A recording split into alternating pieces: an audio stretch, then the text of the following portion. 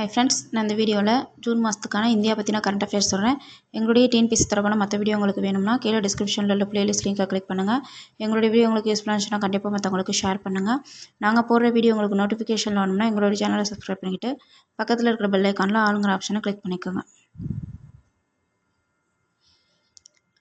அசைவ உணவுக்கு செலவு செய்வதில் கேரளா முதலிடம் பிடித்திருக்கிறதா மத்திய புள்ளியியல் மற்றும் திட்ட அமலாக்கத்துறை கீழ் செயல்படுற தேசிய மாதிரி ஆய்வு அலுவலகம் நடத்திய ஆய்வில் தெரிவிச்சிருக்கு. அசைவ உணவுக்கு செலவு செய்கிறதுல கேரளா முதலிடம் பிடிச்சிருக்கிறதா ஒரு ஆய்வு அறிக்கை தகவல் அறிவிக்கப்பட்டிருக்கு.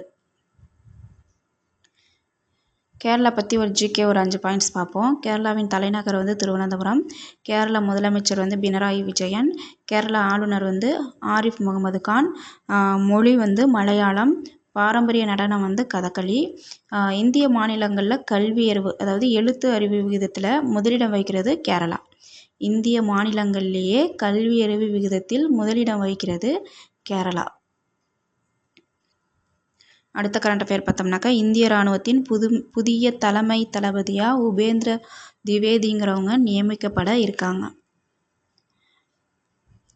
நாட்டின் இராணுவ தலைமை தளபதியாக மனோஜ் பாண்டேங்கிறவங்க 2022ஆம் ஆண்டு பதவியேற்றாங்க. இவங்களுடைய பதவிக்காலம் ஜூன் 30ஆம் தேதியோட நிறைவடைய இருக்குது. இவங்களுக்கு அப்புறம் புதிய தலைமை தளபதியாக உபேந்திரா திவேதிங்கிறவங்க நியமிக்கப்பட்டுள்ளதாக தகவல்கள் வெளியாக இருக்கிறத சொல்லியிருக்காங்க. அடுத்த கரண்ட் அஃபேர் பார்த்தோம்னா, திருடப்பட்ட 500 ஆண்டுகள் பழமையான சிலையை பிரிட்டன் திருப்பி தரத்துக்கு ஒப்புதல் வழங்கியிருக்கு. திருடப்பட்ட 500 ஆண்டுகள் பழமையான சிலை, அதாவது திருமங்கை ஆழ்வார் அவங்களுடைய சிலை, அதுவும் வெண்கல சிலை. அந்த சிலையை பிரிட்டன் திருப்பி தர ஒப்புதல் வழங்கியிருக்கு. பிரிட்டனில் உள்ள புகழ்பெற்ற ஆக்ஸ்போர்ட் பல்கலைக்கழகம் தமிழ்நாட்டின் கோவிலிருந்து திருடப்பட்ட 500 ஆண்டுகள் பழமையான திருமங்கை ஆழ்வாரின் வெண்கல சிலையை இந்தியாவுக்கு திருப்பி தர ஒப்புதல் வழங்கியிருக்கு அப்படின்னு சொல்லியிருக்காங்க.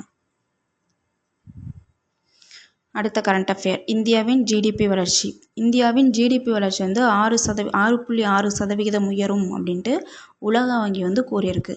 இந்தியாவின் ஜிடிபி வளர்ச்சி 6.6% உயரும் அப்படின்ட்டு உலக வங்கி தெரிவிச்சிருக்கு. அடுத்த கரண்ட் அஃபேர் பார்த்தோம்னா, தேசிய பாதுகாப்பு ஆலோசகராக அஜித் தோவல்ங்கிறவங்க நியமிக்கப்பட்டிருக்காங்க. ஏற்கனவே அவங்க தான் இருக்காங்க.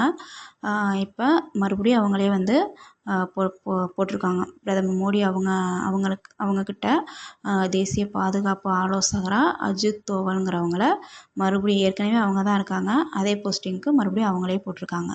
நாட்டின் தேசிய பாதுகாப்பு ஆலோசகராக அஜித் தோவல் 3வது முறையாக நியமிக்கப்பட்டிருக்காங்க. அடுத்து பார்த்தோம்னா, இவங்களும் அதே போல் தான் பிரதமர் மோடியின் முதன்மை செயலாளராக PK மிஸ்ரா அவங்க தான் நியமிக்கப்பட்டிருக்காங்க. ஏற்கனவே அவங்க தான் இருக்காங்க, மறுபடியும் இவங்கள தான் அந்த போஸ்டிங்க்கு போட்டிருக்காங்க. பிரதமரின் முதன்மை செயலாளராக PK மிஸ்ரா நியமிக்கப்பட்டிருக்காங்க. அடுத்த கரண்ட் அஃபேர் பார்த்தோம்னா, சில்லறை பணவீக்க விகிதம் 4.75 குறைஞ்சிருக்கு தான். இந்த மே மாதத்தில் பார்த்தோம்னா நாட்டின் சில்லறை பணவீக்க விகிதம் 12 மாதத்தை கம்பேர் பண்ணும்போது 4.75% குறைஞ்சிருக்கிறதா மத்திய அரசு தெரிவிச்சிருக்கு. மே மாதத்தில் நாட்டின் சில்லறை பணவீக்க விகிதம் 12 மாதங்கள் இல்லாத அளவில் 4.75% குறைந்தது என ஒன்றிய அரசு அறிவிச்சிருக்கு.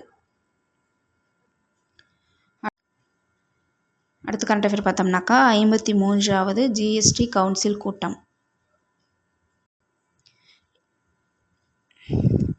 எங்கே நடக்க இருக்குன்னு பார்த்தோம்னா, புதுடெல்லியில். இந்த ஜிஎஸ்டிங்கிறது நாடு முழுதும் ஒரே வரி விதிப்பு முறையை கொண்டு வரும் நோக்கில் கொண்டு வரப்பட்டது தான் இந்த ஜிஎஸ்டி. எப்போ கொண்டு வந்தாங்கன்னு பார்த்தோம்னாக்கா 2017 ஜூலை 1. ஜிஎஸ்டினா என்னன்னாக்கா புதிய சரக்கு மற்றும் சேவை வரி. நாடு முழுவதும் ஒரே வரி விதிப்பு முறையை கொண்டு வரும் நோக்கில் கொண்டு வரப்பட்டது தான் இந்த ஜிஎஸ்டி.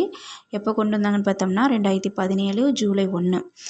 இதை கண்காணிக்கிறதுக்கும் இதில் உள்ள வட்டி நிர்ணயம் செய்கிறதுக்கு தொடர்பான முடிவுகளை எடுக்கிறதுக்காக கொண்டு வரப்பட்டது தான் ஜிஎஸ்டி கவுன்சில். இந்த ஜிஎஸ்டியை கண்காணிக்கிறதுக்காக கொண்டு வரப்பட்டது தான், அந்த வரிமுறையை கண்காணிக்கிறதுக்காக கொண்டு வரப்பட்டது தான் ஜிஎஸ்டி கவுன்சில். அதற்கான கூட்டம் தான் இப்போ புதுடெல்லியில் நடந்திருக்கு. 53வது ஜிஎஸ்டி கவுன்சில் கூட்டம் எங்கே நடந்திருக்குன்னு பார்த்தோம்னா புதுடில்லி. அடுத்த கரண்ட் அஃபேர் பார்த்தோம்னா ஜோஷிமத்ங்கிற ஊர் பேரை வந்து ஜோதிர்மத் அப்படின்னு மாற்றிருக்காங்க. எங்கன்னு பார்த்தோம்னாக்கா உத்தரகாண்டில். உத்தரகாண்டில் உள்ள பிராண நகரமான ஜோஷிமத்துங்கிற ஊரை வந்து அதிகாரப்பூர்வமாக ஜோதிர்மத் அப்படின்ட்டு மாற்றியிருக்காங்க. உத்தரகாண்டின் தலைநகர் வந்து டேராடூன். உத்தரகாண்ட் முதல்வர் வந்து புஷ்கர் சிங் தாமி, ஆளுநர் வந்து குர்மீத் சிங். இந்திய குடியரசின் 27வது மாநிலமாக உத்தரப்பிரதேசத்திலிருந்து பிரிக்கப்பட்டது தான் வந்து இந்த உத்தரகாண்ட் மாநிலம். எப்போன்னு பார்த்தோம்னா நவம்பர் 9, 2000. அப்போ பிரிக்கப்பட்டப்போ பார்த்தோம்னாக்கா உத்தரகாண்ட்னு சொல்ல மாட்டாங்க, உத்தராஞ்சல் தான் சொல்லியிருக்காங்க. 2000லேருந்து 2006 வரைக்கும் உத்தராஞ்சல் தான் சொல்லப்பட்டிருக்கு. அதுக்கப்புறம் தான் வந்து உத்தரகாண்ட் அப்படின்னு சொல்லியிருக்காங்க. உத்தரகாண்டை வந்து தேவபூமினும் கடவுள்களின் நிலம்னும் கருதுகிறாங்க. உத்தரகாண்டை தேவபூமி என்றும் கடவுள்களின் நிலம் என்றும் கருதுகிறாங்க. அடுத்த கரண்ட் அஃபேர் பார்த்தோம்னா உலகளாவிய பாலின ஏற்றத்தாழ்வு குறியீடு வெளியிட்டிருக்காங்க. இதில் நம்ம இந்தியா வந்து 129வது இடத்துல இருக்குது. இதில் ஃபஸ்ட்டு இடத்துல பார்த்தோம்னா ஐஸ்லாந்து. அதாவது ஃபஸ்ட்டு இடம்னாக்கா அந்த பாலின ஏற்றத்தாழ்வு வந்து குறைவாக பார்க்குற இடமா. ஃபஸ்ட்டு இடத்துல வந்து ஐஸ்லாந்து, 2வது இடத்துல வந்து பின்லாந்து, 3வது இடத்துல வந்து நார்வே, 4வது இடத்துல வந்து நியூசிலாந்து, 5வது இடத்துல வந்து ஸ்வீடன். இந்த குறியீடு பட்டியலில் நம்ம இந்தியா வந்து 129வது இடத்துலையும், பாகிஸ்தான் வந்து 145வது இடத்துலையும், சூடான் வந்து 146வது இடத்துலையும் இருக்குதாம். அதாவது சூடான்லாம் பார்த்தோம்னாக்கா அதிகமாக பாலின ஏற்றத்தாழ்வு இருக்குமா, அதுவே ஐஸ்லாந்துலாம் வந்து கம்மியாக இருக்கும் அப்படின்னு சொல்லியிருக்காங்க. உலகளாவிய பாலின ஏற்றத்தாழ்வு குறியீடு இந்த பட்டியலில் நம்ம இந்தியா வந்து 129வது இடத்துல இருக்குது. அடுத்த கரண்ட் அஃபேர் பார்த்தோம்னா அனைத்து பள்ளிகளிலும் தேசிய கீதம் கட்டாயம் அப்படின்ட்டு எங்கே அறிவிச்சிருக்காங்கன்னா ஜம்மு காஷ்மீர் அறிவிச்சிருக்காங்க. ஜம்மு காஷ்மீரில் இருக்கிற அனைத்து பள்ளிகளிலும் டெய்லி மார்னிங் காலையில் வந்து தேசிய கீதத்தோடு தான் வந்து வகுப்பில் தொடங்கணும் அப்படின்ட்டு அந்த மாநில கல்வித்துறை வந்து அறிவிச்சிருக்கு. அனைத்து பள்ளிகளிலும் தேசிய கீதம் கட்டாயம் அப்படின்ட்டு எங்கே அறிவிச்சிருக்காங்கன்னு பார்த்தோம்னா ஜம்மு காஷ்மீர். ஜம்மு காஷ்மீர் வந்து ஒரு யூனியன் பிரதேசம். ஜம்மு காஷ்மீரின் தலைநகர் பார்த்தோம்னா 2 இருக்கும். ஜம்மு காஷ்மீருக்கு வந்து 2 தலைநகர் இருக்கும், ஸ்ரீநகர், இன்னொன்று ஜம்மு. ஸ்ரீநகருங்கிறது கோடைக்கால தலைநகர், ஜம்முங்கிறது குளிர்கால தலைநகர். ஜம்மு காஷ்மீர் வந்து எப்போ யூனியன் பிரதேசமாக உருவாக்கப்பட்டிருக்கு அப்படின்னு பார்த்தோம்னாக்கா அக்டோபர் 31, 2019. அக்டோபர் 31ங்கிறது என்னென்னு பார்த்தோம்னாக்கா சர்தார் வல்லபாய் படேல் அவங்களுடைய வந்து பிறந்தநாள். அவங்களுடைய பிறந்தநாளான அக்டோபர் 31 அன்னைக்கு தான் வந்து ஜம்மு காஷ்மீர் மற்றும் லடாக் ஆகியவை தனித்தனி யூனியன் பிரதேசங்களாக செயல்படும் அப்படின்ட்டு அறிவிச்சிருக்காங்க அதிகாரப்பூர்வமாக. தேங்க்யூ.